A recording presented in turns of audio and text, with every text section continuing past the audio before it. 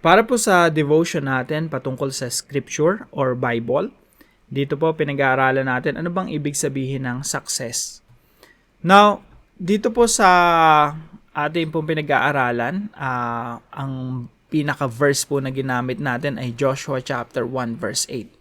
Of course, yung topic na Scripture, napakalawak po niya, no? Pwede tayong maging technical dyan, pwede tayong pumunta sa mga mahihirap na mga topics. Pag sa seminary po kasi, yung origin ng Scripture, talagang mahabang talakayan, saan ba galing yung Bible. Sino ba sumulat niyan? Paano ba naisalin yan? Paano na ipasa-pasa yan? No? How many copies do we have nowadays? Ano ba yung latest update? No? Ilan bang Greek manuscripts yan? Ilang nasulat sa Aramaic, Syriac, Coptic, marami pang mga versions ng Bible. At ano pa yung may mga textual criticism pa na tinatawag, no? Before, makikita nyo sa mga post natin, marami tayong mga discussion patungkol doon.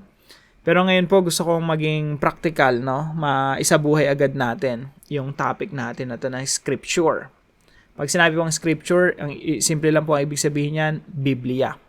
So, during the time of Joshua, probably yung hawak ni Joshua ay Genesis, Exodus, Leviticus, Numbers, Deuteronomy, yung first 5 books of the Bible. Wala pang nasusulat na iba pa, no? Possibly yung Job. So dito po sa Joshua chapter 1 verse 8, ito po yung habilin ng ating Panginoong Diyos kay Joshua. Sinasabi niya, Joshua, alam niyo po, sobrang hirap din ng sitwasyon ni Joshua kasi yung leader ng Israel, si Moses, namatay na during this time. Namatay siya sa hanggang Mount Nebo lang siya. Natanaw niya lang yung promised land. Now, ang task ni Joshua, yung task ni Moses muna ay palayain yung bayan ng Israel papunta doon sa disyerto, malapit doon sa pagpasok ng promised land. Ito naman si Joshua, ang task niya naman, ang mission niya, ay mula doon sa papasok ng promised land sa Jericho, i-lead niya yung bayan ng Israel hanggang masakop na yung promised land. At doon na sila manirahan. So, yun yung transition. Nung namatay na si Moses, si Joshua yung papalit. Ibig sabihin, tatapusin ni Joshua yung sinimulan ni Moses. Siya na yung papasok doon sa Canaan, sa promised land. Now, kung ikaw ang leader ng isang bansa, paano mo ililid yung isang bansa? Dito po sa Pilipinas, sobrang applicable po ng topic natin na ito, no? Ang mga leaders ng bansa natin dapat may takot sa Diyos at may paggalang sa salita ng Diyos. Kasi kung walang takot sa Diyos, walang paggalang sa salita ng Diyos, mangungurap lang na mangungurap yan, no? Kaya kailangan talaga natin ng mga leaders na may takot sa Diyos. Kasi isipin mo, tayong mga mamamayan, hindi naman natin makikita lahat ng activities nila, ng mga politiko, no? Kaya nilang magtago sa dilim at gumawa ng mga krimen at mga pangungurakot sa dilim. Pero ang isang taong may takot sa Diyos, kahit nasan ka pa, kahit wala pang nakakita sa iyo, ayaw mong gumawa ng masama. Bakit? Kasi may takot ka sa Diyos, alam mo, nakikita ka ng Diyos eh.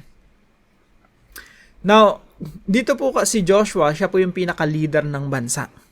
At sinasabi po ng Diyos kay Joshua, Joshua, you wanna be successful? Gusto mo maging matagumpay? Maging guminhawa, umunlad ang iyong buhay at maging successful when it comes to your leadership? Simple lang. Basa ka ng Biblia.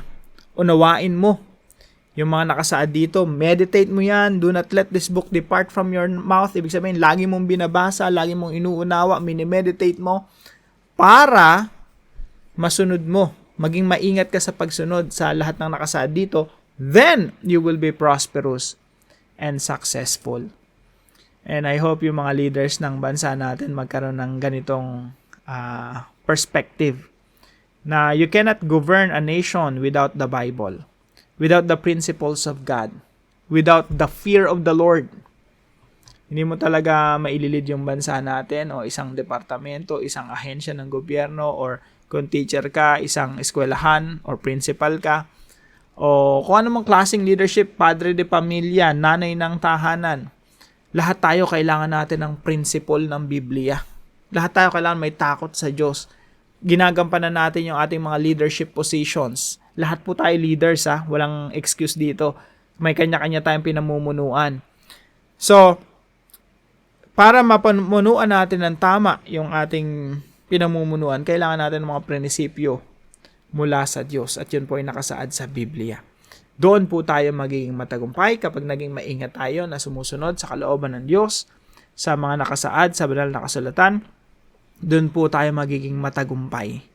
At yung katagumpayan po ay base sa definition ng ating Diyos. So I hope meron po kayo natutunan dito sa devotion natin na ito. Patuloy po kayong pagpalain ng ating Panginoon. Salamat po sa inyo na lagi nakasuporta dito sa ating channel, sa mga members ng ating community.